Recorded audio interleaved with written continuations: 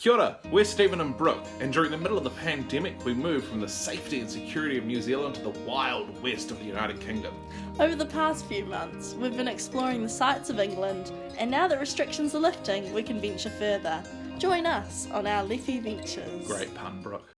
So this morning we hopped on a tour bus and we are headed to Loch Ness, which is super exciting. But right now we're here in the little village of Dunkeld, which is our first stop along the way. As you can see behind me, it's the Scottish Highlands. It's a really glorious Scottish day out here. It's been a really nice journey on the tour bus so far. We've just popped off at a cathedral and a really cute town square for a 15-20 minute break before we hit the road again.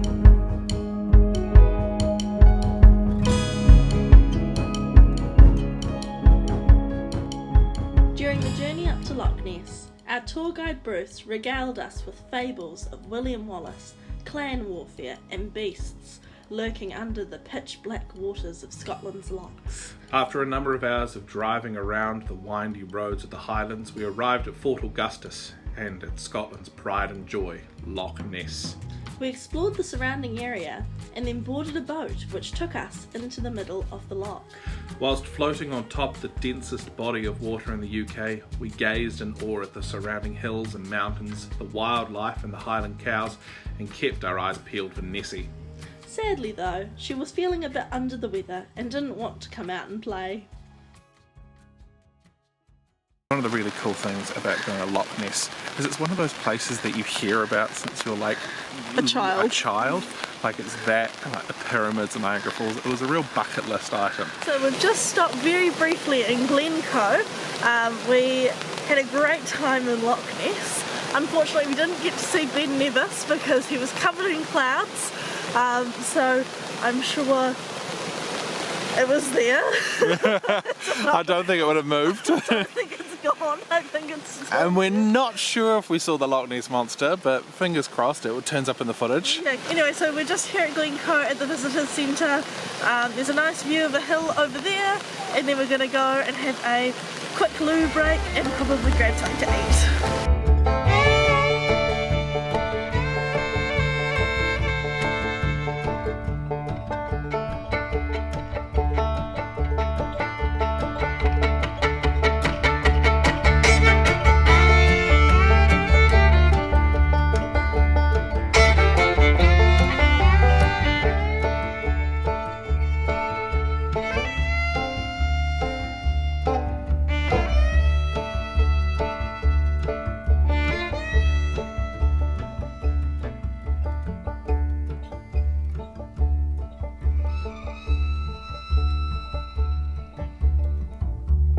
We are out in Edinburgh again this morning. We've just gone for a wee walk around the National Gallery, and later on today we are off to the National Portrait Gallery. There are like 4 or 5 art galleries in Scotland and we're visiting 2 of them today. In Edinburgh, you mean? In Edinburgh, rather. And we're also having haggis for the first time at lunch today, so that'll be exciting. I found the whiskey. I hate whiskey. It was awful. I hated it. It was so bad. It just tasted like I was drinking petrol. But the haggis was phenomenal. It was so good. It was like so creamy and so thick, but it was so filling. Like we ate that about 5 hours ago and I'm not even the slightest bit hungry. I'm still full from it. Morning everyone, it's a new day, it's a brand new day. So last night after having haggis, we went on a gin tasting at the Pickering's Gin Distillery. We tasted 4 of their gins as well. Our personal favourite was the Orange Top. And it was really cool learning about all their history, how they make their gin, all of that stuff.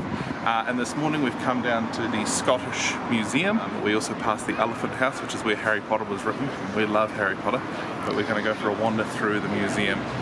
Firstly, then we're going to do a little bit of shopping in the streets.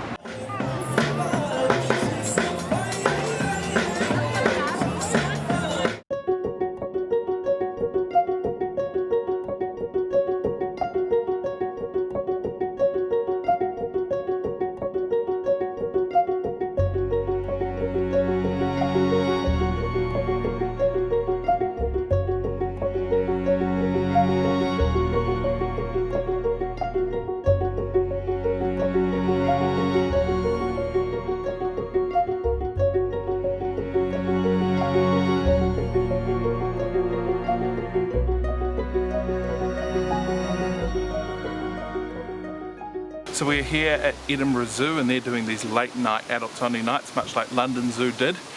Just over this mound is panda, and I'm so excited to see some panda. I've never seen them before in my life and they're my favourite animal, but more importantly, this is one of my bucket list items being ticked off. I'm so amped.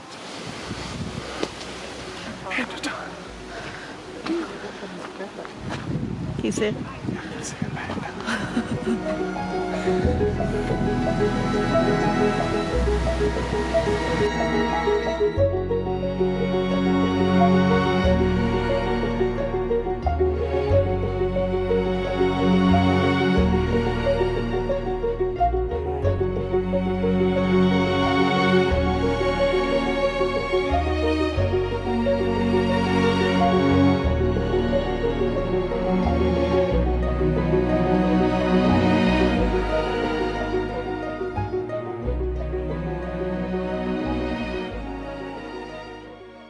It's like that scene when Nala and Simba can feel the love tonight.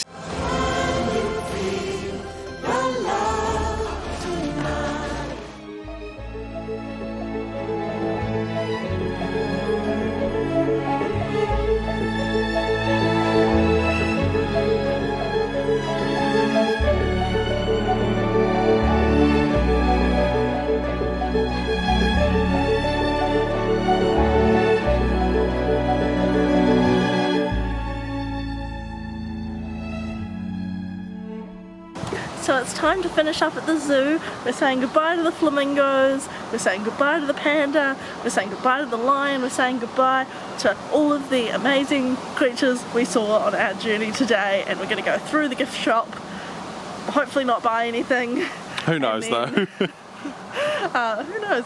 And then we're going to go home and have a big sleep because I'm very tired. Tuck it out. Oh, tuck it out. On our last full day in Scotland, we thought we would visit a place that we had seen on our journey through to Loch Ness, Queen's Ferry and the River Forth. Our train dropped us at the station and then came the long and stair-filled walk down to the pier, where we would board a ferry to take us for the rest of our journey. Our ferry was crowded with people making the most of the summer sun.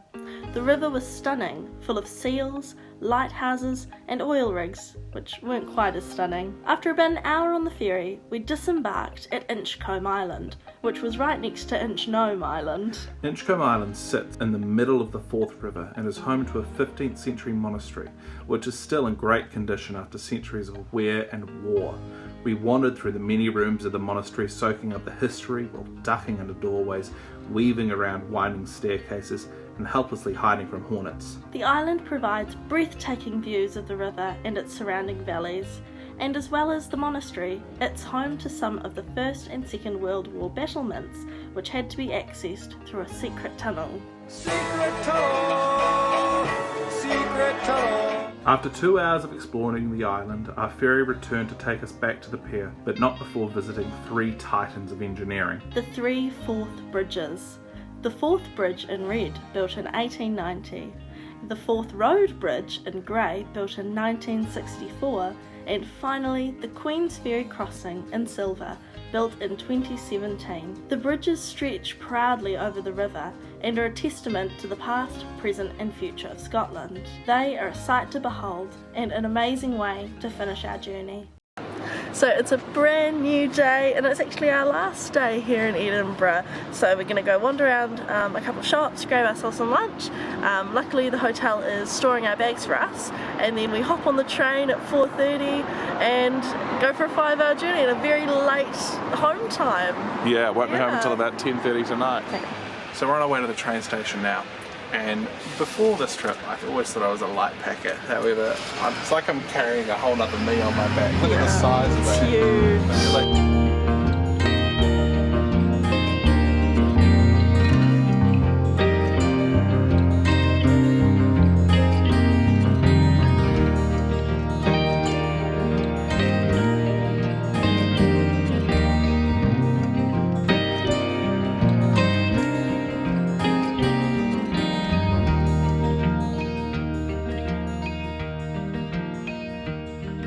After a big train journey home. We're now on our final train back to Woking. So we've had a great time in Scotland. Oh my gosh, it's been fantastic. What's your favourite thing that we've done? My favourite thing was probably the day trip to Loch Ness, just Yeah. because it was just such an icon, I guess. That was fantastic. Surprisingly, I really loved the bridge tour on the last day. I thought that was great. Yeah, but everything was so good. We had so much fun. Oh, it was such a great getaway, and it was so amazing. It reminded us a lot of New Zealand as well. But anyway, we hope that you enjoyed our trip, and we will see you later on. Make sure you like and subscribe. And we'll see you next time. Bye. Bye.